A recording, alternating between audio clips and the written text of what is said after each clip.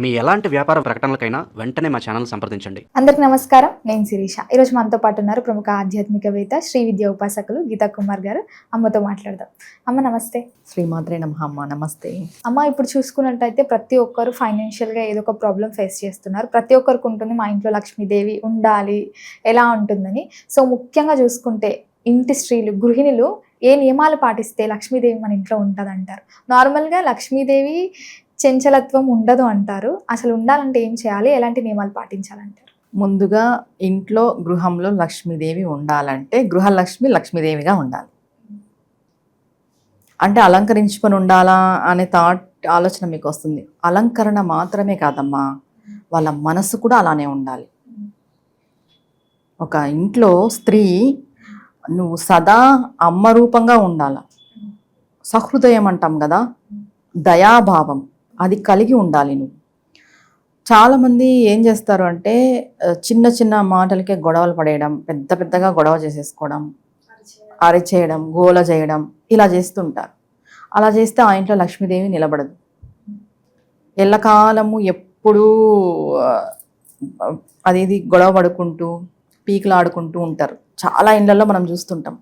అలా ఉన్నా లక్ష్మీదేవి ఉండదు. నీ ఇంట్లో దాన ధర్మం లేకపోయినా నీ ఇంట లక్ష్మి నిలవదు.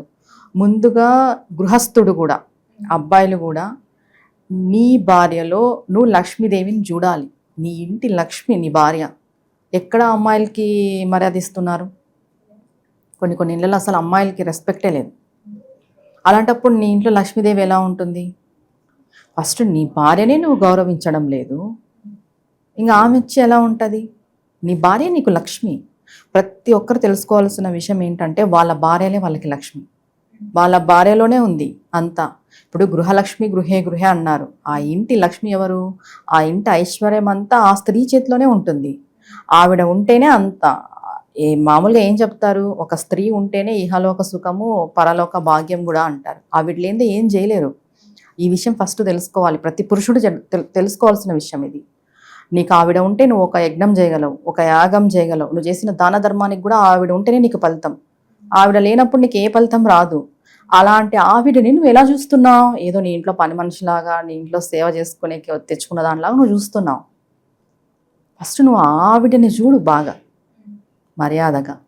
ఆవిడకంటే ఒక స్థానం మీ ఇంట్లో, ఆటోమేటిక్గా మీ ఇంట్లో లక్ష్మి నిలబడుతుంది. అండ్ ఆడవాళ్ళు వచ్చేసరికి పొద్దున్నే లేవడము, ఇండ్లు నీట్గా పెట్టుకోవడము. చాలామంది ఇళ్ళల్లో చూస్తుంటాం, ఇండ్లు బాగా నీట్గా ఉంటుంది, వాళ్ళు కూడా బాగుంటారు, కానీ వాళ్ళ మనసు మంచిగా ఉండదు. మనసు కూడా మంచిగా ఉండాలి. నీ మనసు ఎప్పుడు దయాభావంతో ఉండాలి. నువ్వు ఎప్పుడు భగవంతుని ధ్యానంతో ఉండాలి. ఇప్పుడు జాబ్స్ చేసే వాళ్ళంటూ కుదరతులేండి, ఇంట్లో ఉన్న ఆడవాళ్ళు మినిమం ఇది. నువ్వు చేతికి నిండుగా గాజులు వేసుకోవాలి, నీ నుదిటిన బొట్టు పెట్టుకోవాలి, నీ పాపిట బొట్టు పెట్టుకోవాలి, నువ్వు మంగళసూత్రం ధరించి ఉండాలి. పెళ్ళైన స్త్రీ కదా, నీ భర్తకి కలిసి రావాలి అని అంటే నువ్వు బాగుండాలా. కానీ నువ్వే అమంగళంగా ఉంటే ఎలా కలిసి వస్తుంది? మనకి మంగళకరమైన వస్తువులన్నీ ఉన్నాయి. గాజులు, మెట్టలు, తాలిపొట్టు, పూలు, బొట్టు, ఇవన్నీ. వీటిని ఎవ్వరూ ఈ కాలంలో ధరించట్లేదు. మినిమం ఒక స్త్రీ 5 గాజులు ధరించాలి. అటుపక్క 5, ఇటుపక్క 5. చేతి నిండుగా వేసుకొని తిరగమని నేనేం చెప్పట్లేదు.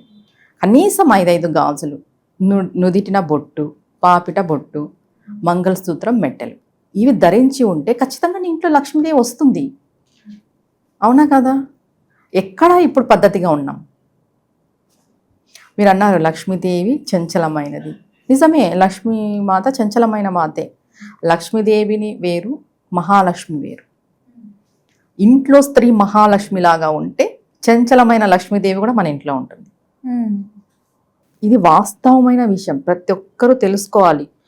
స్త్రీ ఎలా ఉండాలి అంటే, నీ ఇంటికి ఒక అతిథి వస్తే నువ్వు బాగా వాళ్ళని, అతిథి మర్యాద అంటాం కదా, అలా చూసుకోవాలి, ఆరాధించాలి. నువ్వు ఇంటికి ఎవరైనా వస్తే నువ్వు చికాకు ముఖం వేసుకొని ఉంటే ఏం ప్రయోజనము? మనకు తెలియని విషయం ఏంటంటే, మనం చేసే ప్రతి కర్మ కూడా మనకి నెగిటివ్ ఫలితాన్ని ఇస్తుంది. మనం అనుకుంటాం ఏదో ఈ చిన్న పని చేసాంలే, దీనికి ఏం జరగదు అని. తప్పు. నువ్వు ఏ చిన్న పని చేయి, నువ్వు ఒకరిని చిన్నగా బాధ పెట్టు, నువ్వు చిన్నగా పిన్ అంటాం కదా, పిన్స్ చూసుకొని అలా కూర్చినా దానికి ఫలితం వేస్తాడు భగవంతుడు. నువ్వు కరెక్ట్గా లేవు, నీ భార్యను కరెక్ట్గా లేదు, ఎలా వస్తుంది లక్ష్మి? అవునా కదా? ఫస్ట్గా ఒక పురుషుడు ఉదయాన్నే లేచి ఇంట్లో దీపం పెట్టట్లేదు ఈ కాలంలో. లక్ష్మి నిలవాలంటే ఎలా నిలుస్తుంది? లేవడంతోనే ఇంట్లో భార్యల్ని తిట్టుకుంటానో అరుచుకుంటానో అలా లేస్తున్నారు. ఇంకెలా నిలుస్తుంది?